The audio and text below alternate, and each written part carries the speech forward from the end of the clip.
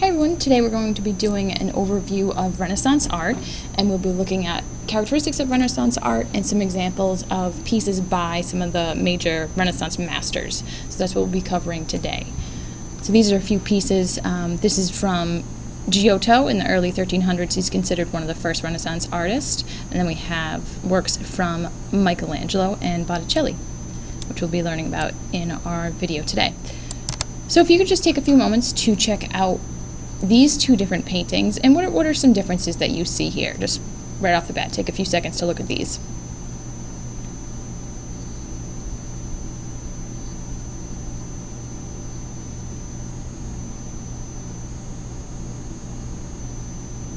Now, obviously, based off what we've just studied, you can tell that this is medieval art. Okay, this is from around the 1100s, and then this is, you guessed it, Renaissance art. So we're going to look at how did art really transform from this to this really impressive piece here. And it all kind of evolved from classical art and then improved upon medieval art into its own style. So we're going to go back to classical art, which was being studied more and more. So Greece and Rome are being studied more in this time period in the Renaissance. And those two civilizations in their art valued balance and harmony. Also, I mean, ancient Greece had the Olympics, so they're focusing on ideal bodies, the ideal human. So there's lots of detail on muscle. However, things are pretty serious.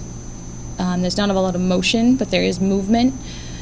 And there's also nudity. Again, the focus on the ideal body. So these are some characteristics of classical art. Then, after Rome falls, as we know, the church becomes the center of life, and art is mostly religious. There's not a lot of movement, there's no emotion, it's really modest. Again, the Catholic Church really probably is not promoting nudity in art so much. There's lots of gold, and that's to signify divinity and light. There's no perspective, so meaning there's really no background. Things that are in the back that just kind of look like they're stacked up, and the proportion is off. So, for example, I've joked before with students that Jesus here, baby Jesus, kind of looks like a grown man. So they're working on that in the Middle Ages, but again, there's this focus on realistic art is not there yet. But then, around the 1300s, artists like Giotto, they experiment with things like perspective and background, and about 150 years later, art starts to look like this, which is quite the growth, you could say. And this is by Raphael. It's called the School of Athens. So, characteristics of Renaissance art.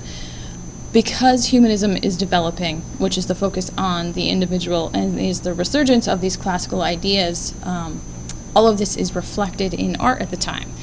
So from 1300 to 1600, with high Renaissance being around 1500, in art there's various scenes. There's people doing everyday things, just normal everyday life. Again, the focus on the human. Landscapes, nature, myths, again going back to ancient Greece and Rome. And it's not just religion. As you can see here, you know, religion is part of it. You know, Christianity is still there, but it's not the focus. There's showing motion. People are moving, as you can see here. Perspective is there, so that meaning that there's background. And then expression, people are smiling, people are laughing. You can see the little cherub down here, little angel is smiling. Portraits. And again, when you're going back to mythology, there is some nudity, and also, you know, in those biblical scenes, there's nudity there as well. So definitely a big move away from just religion to more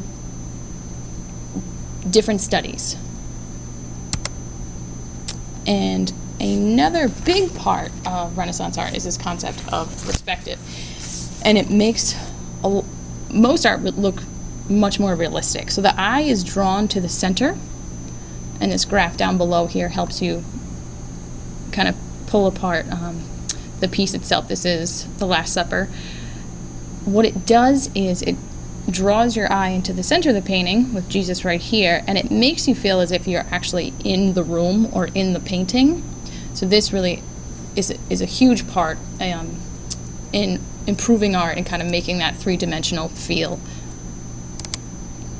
And then some other new strategies or techniques that are being used by artists are things that change light and shading. And chiaroscuro is actually developed by Da Vinci, and it's the softening of details, and also something called sfumato, and that is when detail and color change with distance.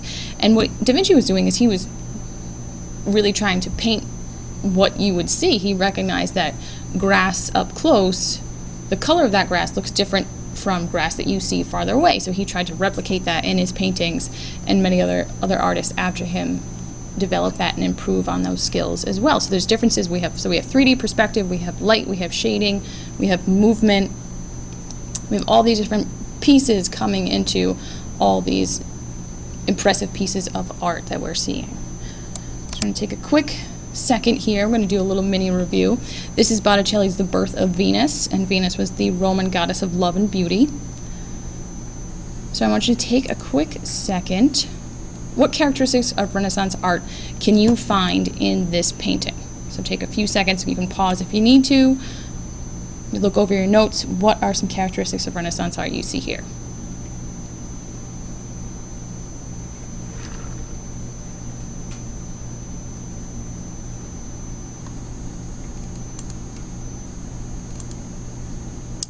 So again, it's based off mythology, going back to classical Greece and Rome. There's the shading. So that they're using different strategies, techniques with light. There's movement, and then we have the background here.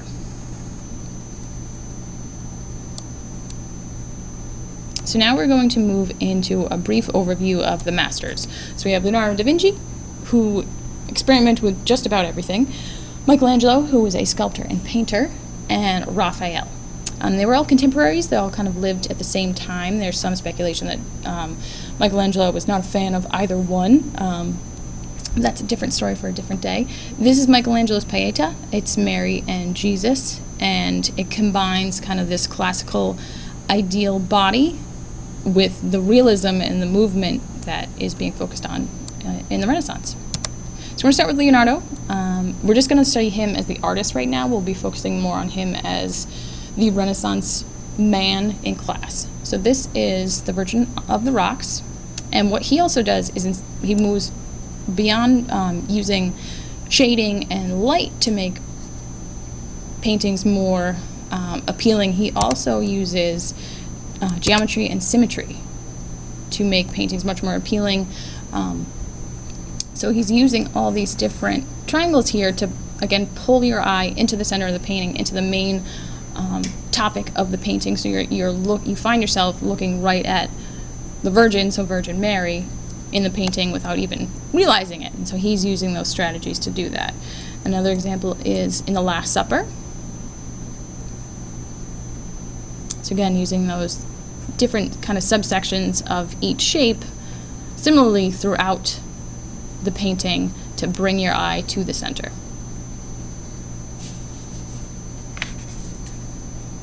So again, this is his Last Supper, which I'm sure you've seen. And this is what it looks like, the whole picture. Usually you just see it up close, and this is what it looks like today. This room is, on lockdown and is all sorts of like pressure controlled and climate controlled, and only a certain amount of people can visit, so they can make sure that they can keep it from, I guess, not decomposing is not the right word, fading, I guess, any further. And this is his Mona Lisa, which is a pretty, it's been turned into pop culture. You guys may have done this in art class. A macaroni Mona Lisa there. And then now we have Michelangelo. He created several works for popes. He was very influential, very recognized at the time. This is his sculpture David. And he's most famous for the Sistine Chapel. And he and his fellow, his employees, his workers, helped complete this entire chapel, which is incredibly impressive. And this is the ceiling, which, you know, he got up on scaffolding and painted it laying down, upside down, which again we'll go over more in depth in class, but it's definitely very impressive. And these are some more details of the ceiling itself. You may have seen these, particularly this one, Creation of Man, is quite popular. You've probably seen this before. And then this is the Last Judgment. And there's some speculation that he did a self-portrait of a martyr who was skinned alive. There's some theory that he was facing, you know, he's becoming an old man, he was facing his own fate and worried about, you know, would he go to heaven or hell? So there's some theory about that. So that is Michelangelo. And then we have Raphael. This is his very famous painting, The School of Athens. And like Michelangelo, who put himself in his own paintings, he does the same thing. He does little mini self-portraits within the piece here.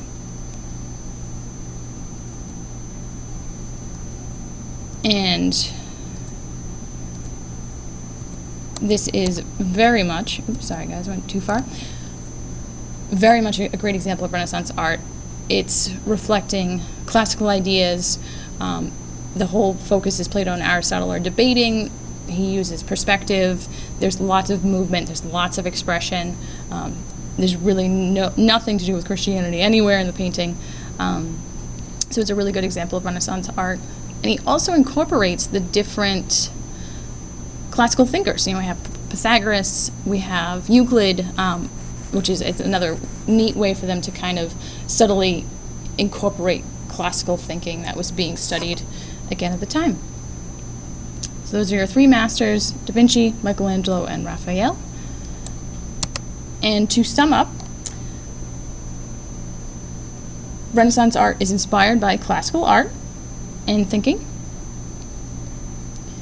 and improves upon medieval art, and really reflects the ideas and values that are being studied at the time, like humanism, to become art that looks like this. So this is a wedding portrait by Jan van Eyck. In 1434, he painted this in London. So to start class, next time I see you, I'd like you to be able to give me 3 reasons why this painting here is a great example of Renaissance art. So look forward to seeing you guys. You can pause the video right now if you need to. Thanks so much. Bye.